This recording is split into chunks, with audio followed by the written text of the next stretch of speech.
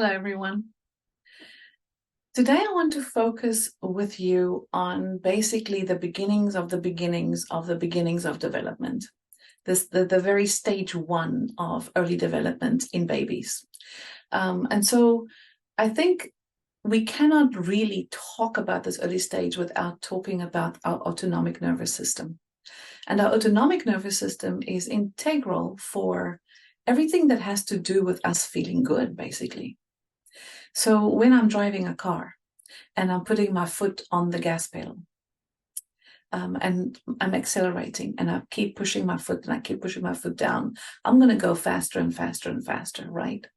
And so I know that if I keep doing this, I'm going to crash. I'm going to get out of control. So I will lift my foot to decelerate. So when I accelerate, it's my sympathetic nervous system. When I decelerate, it's my parasympathetic nervous system. And if I get into a complete state where I can just freeze, I would have to do a dead stop and put my foot on the brake. So this interplay of sympathetic and parasympathetic, that just right balance of arousal, is integral to so many things. And there are so many people talking about this now. The whole trauma world is absolutely enthralled with the world of the autonomic nervous system. We have the polyvagal theory that's talking about ventral vagal, dorsal vagal, the sympathetic arousal piece, and how that influences on social engagement. We have attachment theory talking about kids who are hyper in their profile or hypo in their profile, and how that influences the embodiment of their sense of self. We have OTs talking in sensory processing that we have thresholds. And so I have a low threshold maybe for touch, and I don't allow you to groom me. I don't allow you to come close to me with any kind of a nail clipper. I don't like tags in my shirts or seams in my sock. Or I'm under aroused, where it doesn't look like I'm going to get enough information. So I better go out there and find some information and become a sensory seeker, or become somebody that needs a little spark plug to get myself motivated to move, because I'm just so under aroused, right? That under arousal, over arousal, those thresholds in the nervous system, it has to be reached. And what's so beautiful is that each one of us have our own thresholds. Our arousal systems carry us throughout the day. If we have a balance of our arousal systems, then we can have even attention throughout our school day. If my nervous system is not looking for additional information, I can pay attention to the teacher. If my nervous system is not needing more information to pay attention, then I wouldn't look so distracted. So there is so many overlays from the mental health arena, the academic arena, the neurophysiological arena, to look at the autonomic nervous system. And it's the system that we use all the time to decide, do I flee from this? Do I go into fight and flight? Do I freeze? Do I fawn? Do I feign? What do I do? My amygdala is so involved when it comes to this very important structure in our brain. My feeling of safety comes from this. When babies do not get sufficient attachment or nourishment from a caregiver that is contingent and secure, the sympathetic arousal system goes into overdrive and basically stays there in a high vigilance, right? Not getting that nice little co-regulation of, come on, it's okay. Patting the baby, it's okay, right? All of those cool little pieces are involved with that.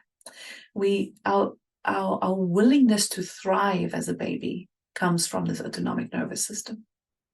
A willingness to engage when my parent is coming to me and they're cooing down in my little face, and I'm looking at them and my mirror neurons are picking them up and trying to imitate and emulate them. All of that depends on what my arousal system is. And so when we have fussy babies, when we have babies who don't want to be picked up by their parents, and the parents are feeling so distraught because they can't nourish the child the way that they would nourish their other children, because this child keeps pushing away, those thresholds are just so in the way and need so desperately to be understood. So in this very first stage, our nervous system is already primed by birth from all the development in utero to get to this place where we can use this very important reticular activating system, if you want to have the fancy term in the brain, to help us with arousal. And every sensory system can have its own threshold. We can be very super sensitive in one thing, but not in another. We can be undersensitive in one thing, but not in another. And that makes it complicated. And so in OT terms, we talk about modulation when we talk about this. And so the modulation system is truly the system that we would refer to when we talk about the just right balance. So we also, in this very first stage of development, looking at how does every sensory system take in information? When I'm looking at you, are you seeing the same thing I see?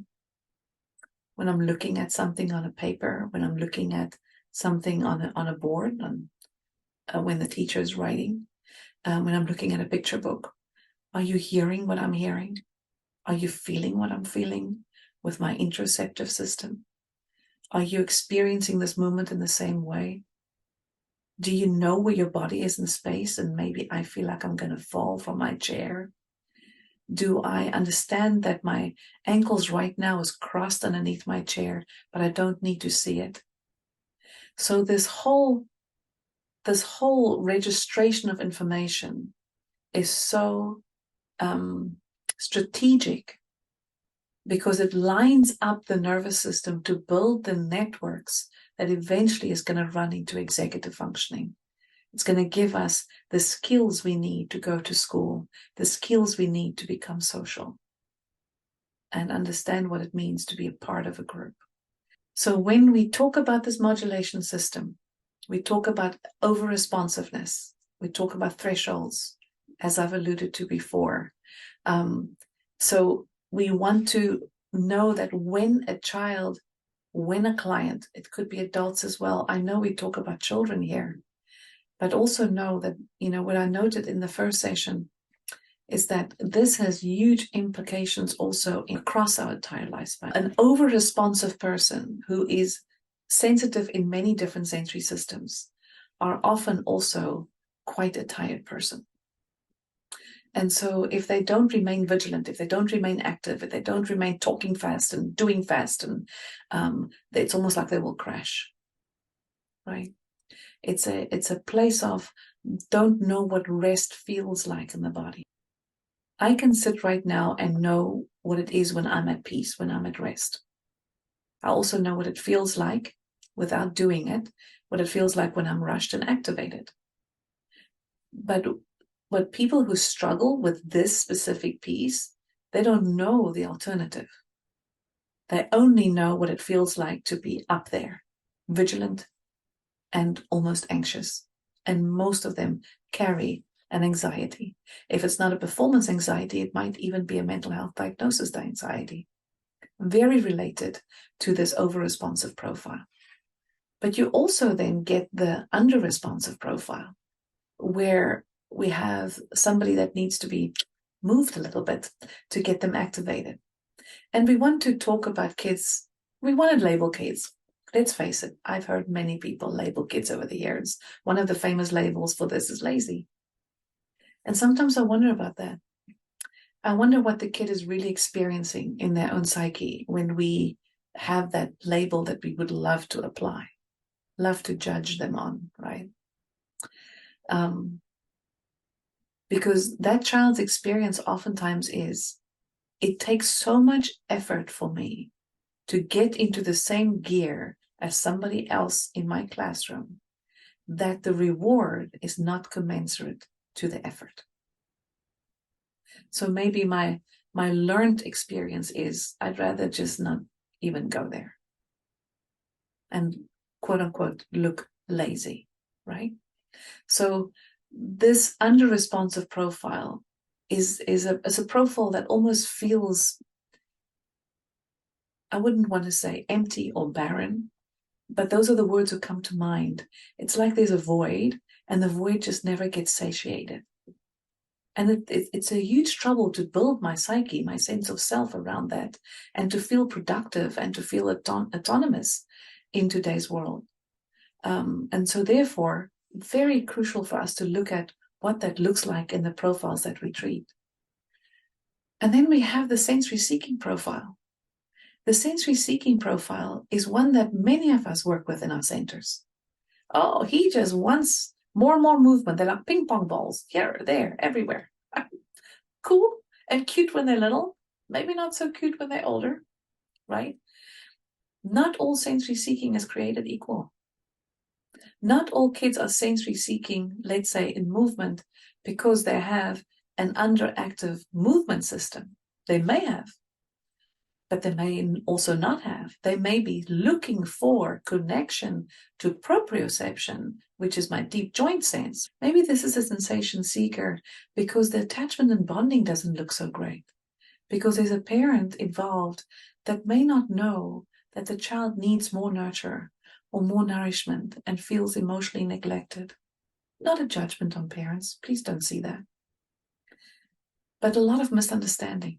So when we understand the current research out there that talks about the way that parent is so important, because it's not what we say, it's what we do. And how we do is more co-regulatory to my modulation and to my regulatory system than it is what I'm saying.